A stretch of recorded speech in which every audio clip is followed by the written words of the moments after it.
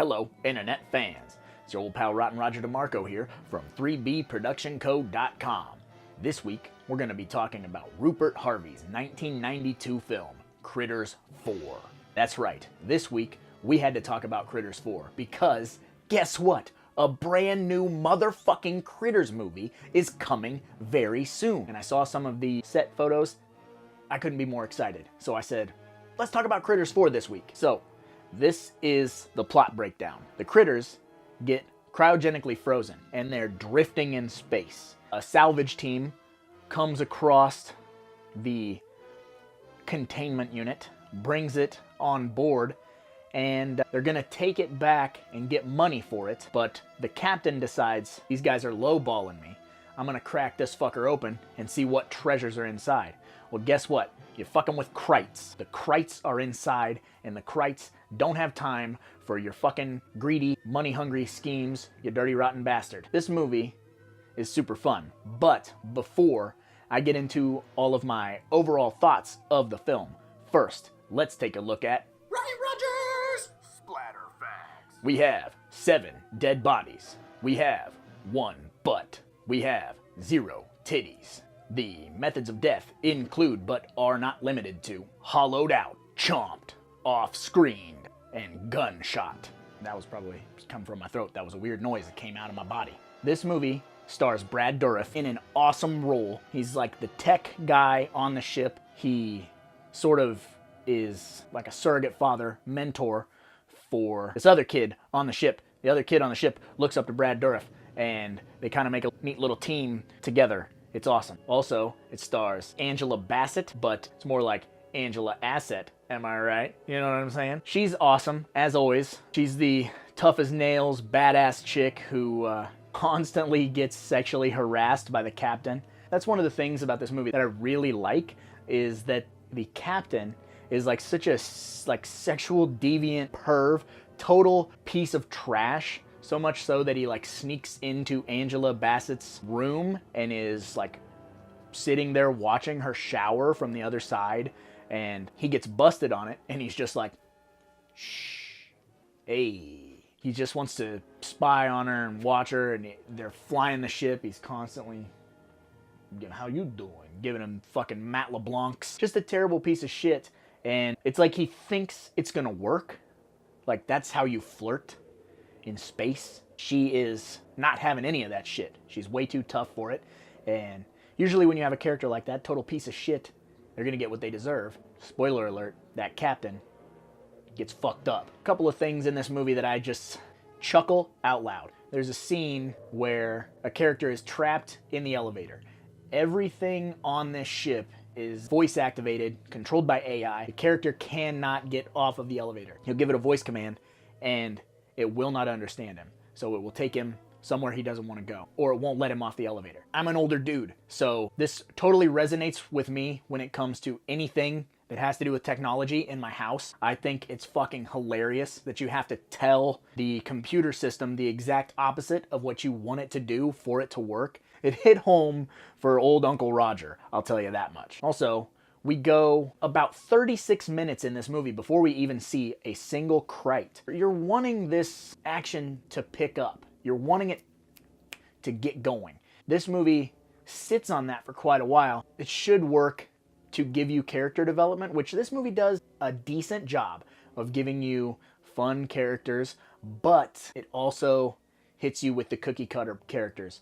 Tough guys that are addicted to drugs, sexual deviant captain, run-of-the-mill characters, but people like Brad Dourif and Angela Bassett really shine. Their performances are elevated above everyone else's. But that's okay, because you don't watch these movies necessarily for how great the acting is or character development. You're here to watch the critters hollow out people.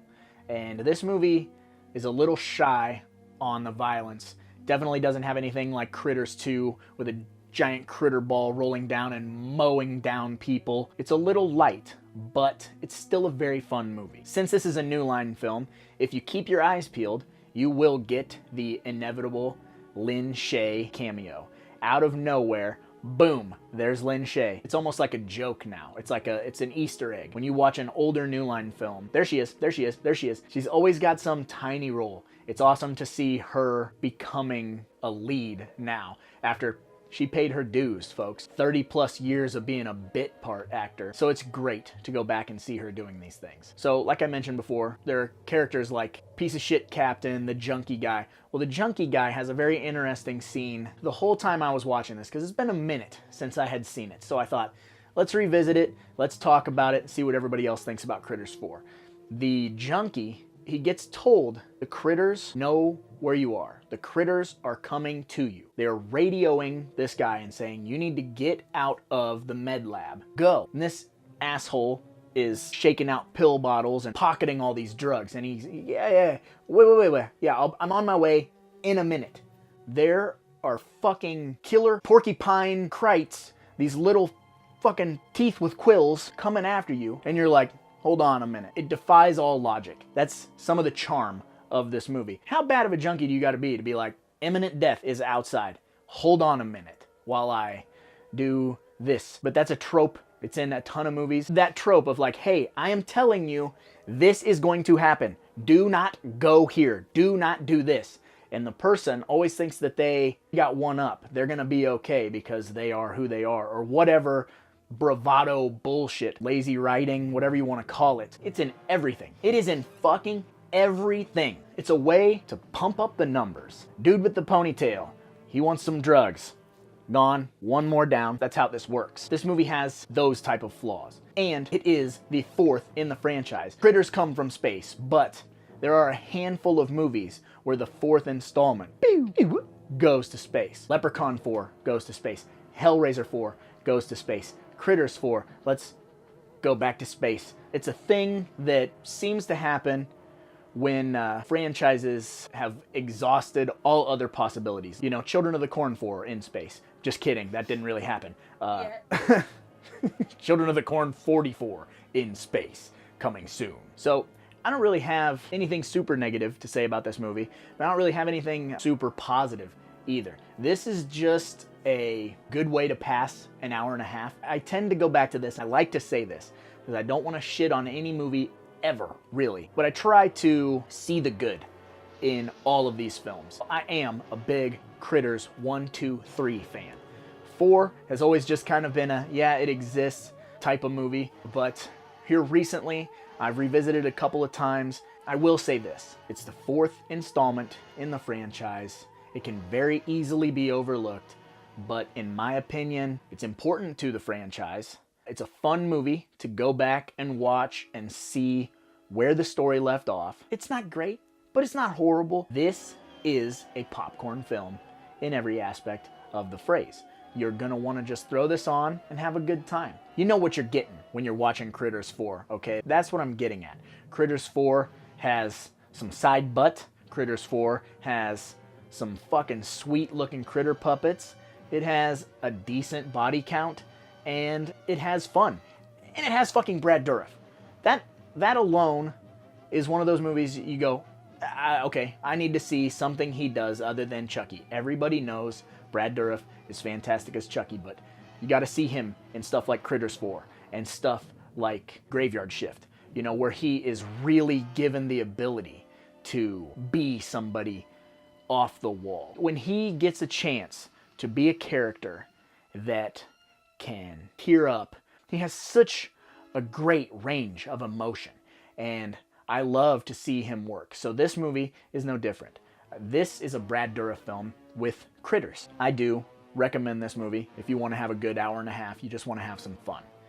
In my personal opinion, I gotta give this movie 2 out of 5 blood drops because it does not hold the weight that Critters 1, 2, or even 3 have. It doesn't carry that narrative. I'm not overly intimidated by the critters in Critters 4. I don't necessarily care a great deal for the space setting. This is a vehicle for little badass puppet monsters to murder a handful of people, and I'm always down with that. So this is a fun Critters movie, but it's nowhere near the caliber of the first 3. So if I have swayed you, click the link in the description and pick up the Critters box set today. Scream Factory just released an amazing box set of all 4 films, digitally remastered, and it looks fantastic.